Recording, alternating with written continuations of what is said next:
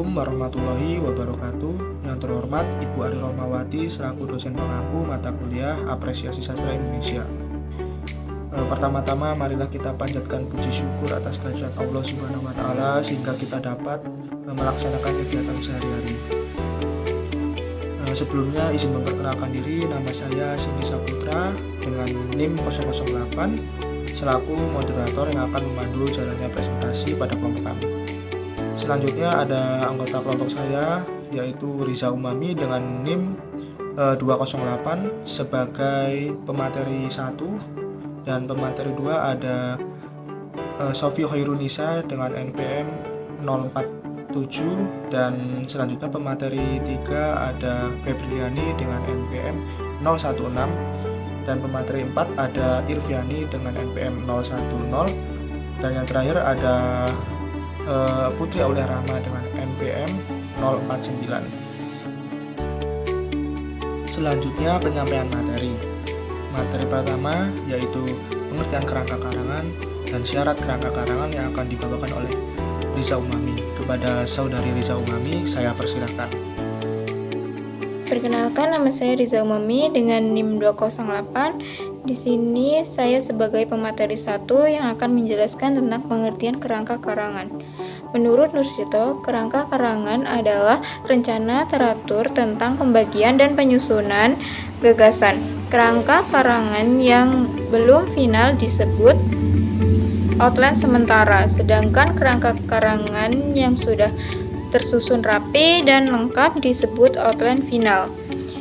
Outline menurut bahasa adalah kerangka regangan garis besar atau guratan.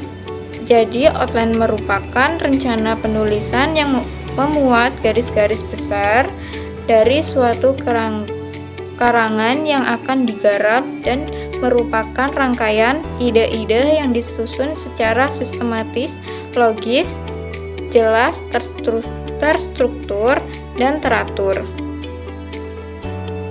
Adapun persyaratan kerangka karangan yaitu A. Tesis atau pengungkapan, maksud harus jelas.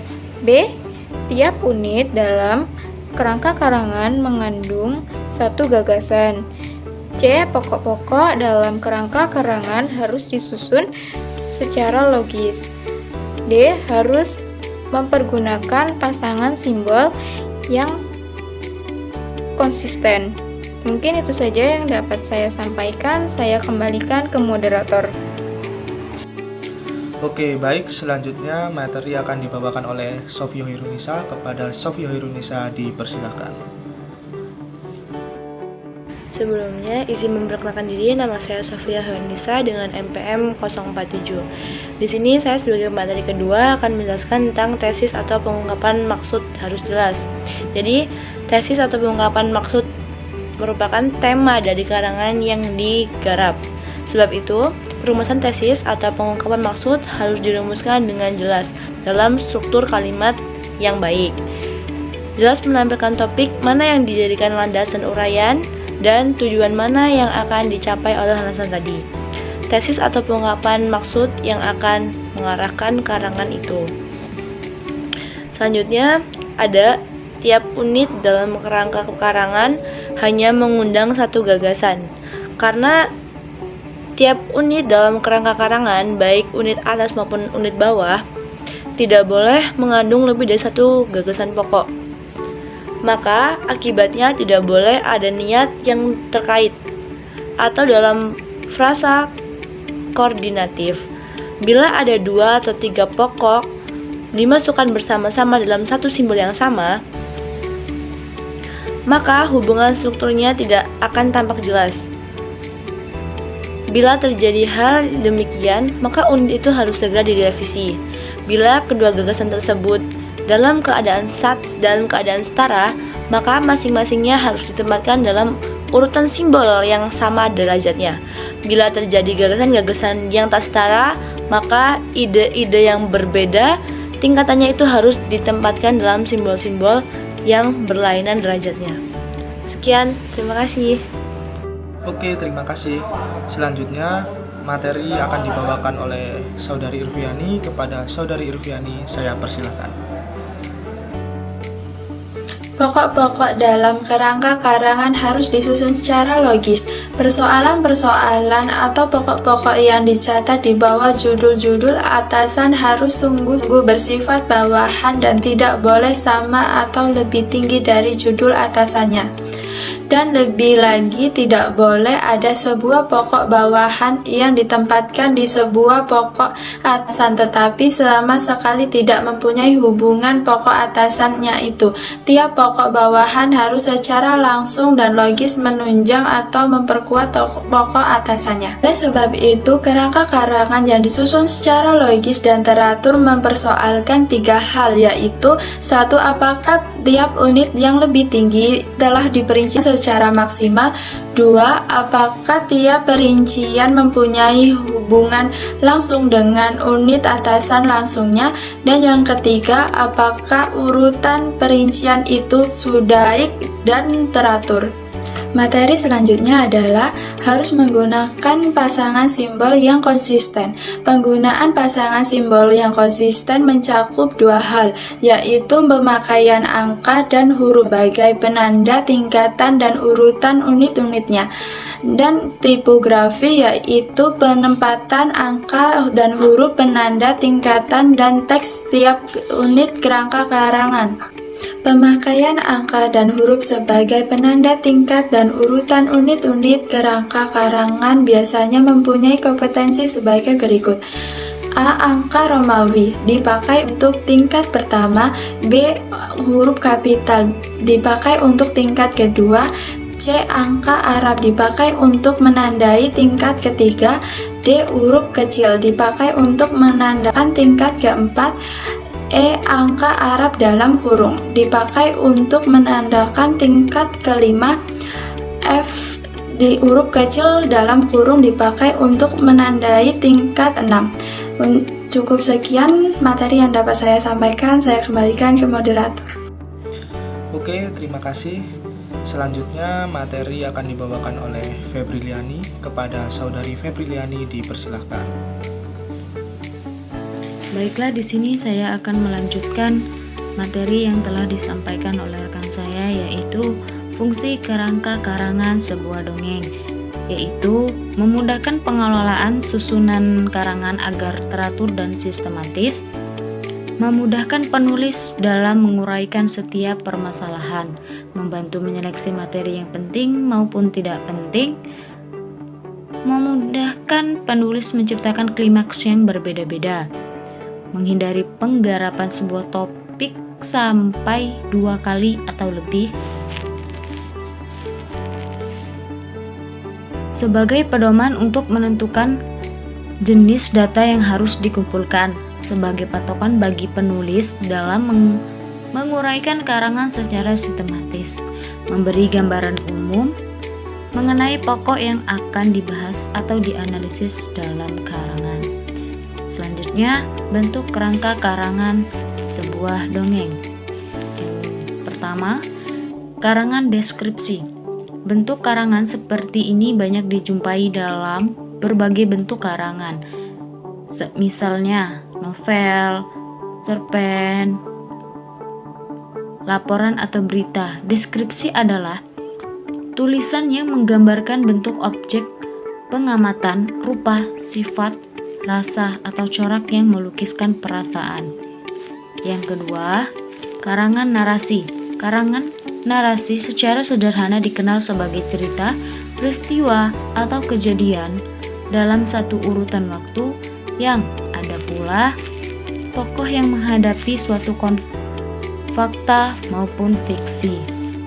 Yang ketiga, karangan eksposisi, tulisan yang memberikan informasi, penjelasan, keterangan, atau pemahaman kepada pembaca yang dapat ditemui pada tulisan editorial, esai, petunjuk penggunaan atau ulasan yang didasarkan pada perincian yang khusus dan cermat, penalaran, dan penggunaan. Yang keempat,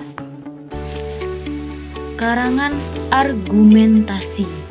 Karangan Karangan argumentasi, karangan yang bertujuan untuk meyakinkan orang, membuktikan pendapat atau pendirian pribadi atau membentuk pihak lain agar sebuah pendapat pribadi diterima, yang dibuat dengan menyusun alasan atau pembuktian untuk menunjang kalimat topik dengan memberikan penjelasan dan fakta yang tepat.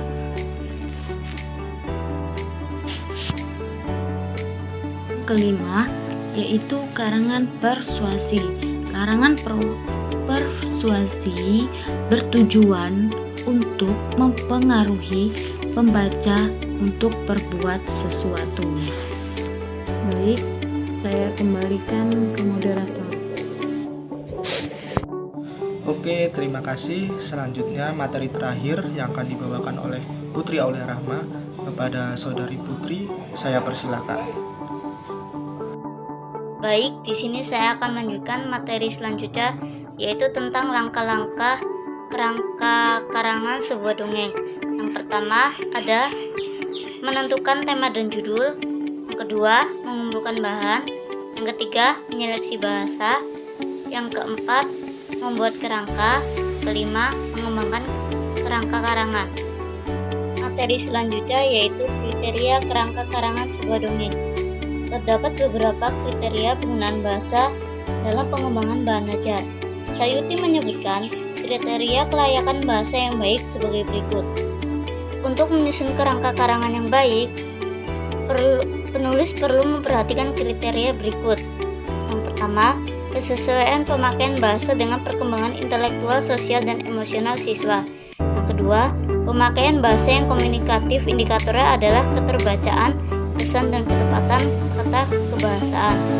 Yang ketiga, keteruntutan dan keterpaduan alur pikir, indikatornya adalah keruntutan dan keterpaduan antar bab serta keruntutan dan keterpaduan antar paragraf. Menggunakan bentuk kerangka standar.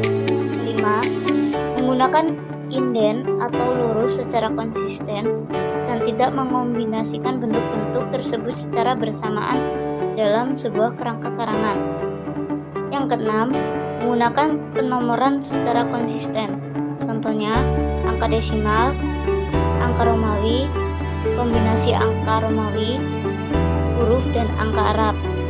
Yang ketujuh, setiap judul bab diberi nomor secara konsisten. Yang ke-8, setiap subbab diberi nomor secara konsisten. Yang ke-9, setiap unsur subbab diberi nomor secara konsisten. Yang ke-10, setiap detail unsur diberi nomor secara konsisten. Yang ke-11, penomoran tidak melebihi 4 angka, digit, dan kerangka karangan tidak sama dengan daftar isi. Jadi dijelaskan di atas, salah satu indikator pemakaian bahasa komunikatif adalah ketepatan kaidah kebahasaan. Kaidah kebahasaan yang benar meliputi aspek. Yang pertama, tata bunyi atau fonologi. Yang kedua, tata bahasa atau pembentukan kata dan kalimat. Yang ketiga, kosakata dan istilah. Yang keempat, ejaan. Dan yang kelima, makna. Sekian materi yang dapat saya sampaikan. Lebih dan kurangnya saya mohon maaf. Saya kembalikan ke moderator. Baik, terima kasih. Itulah penyajian materi dari kelompok kami. Jadi kesimpulan dari materi kelompok kami yaitu kerangka karangan merupakan sebuah rencana kerja yang memuat garis-garis besar atau pokok pembicaraan sebuah karangan yang akan ditulis. Kerangka karangan ditulis dalam rangka untuk menghindari adanya tumpang tindih pada bagian-bagian tertentu. Selain itu, susunan penulisan yang bersifat konseptual, menyeluruh, terarah, logis, jelas, dan bersasaran dari target pembacanya. Kerangka karangan juga memudahkan kita dalam pembuatan karangan yang lebih baik. Kerangka karangan yang baik harus memenuhi misalnya seperti persyaratan-persyaratan, fungsi, bentuk, langkah-langkah, serta kriteria yang memadai. Oke, itulah presentasi dari kelompok kami. Kurang lebihnya mohon maaf. Saya akhiri. Wassalamualaikum warahmatullahi wabarakatuh.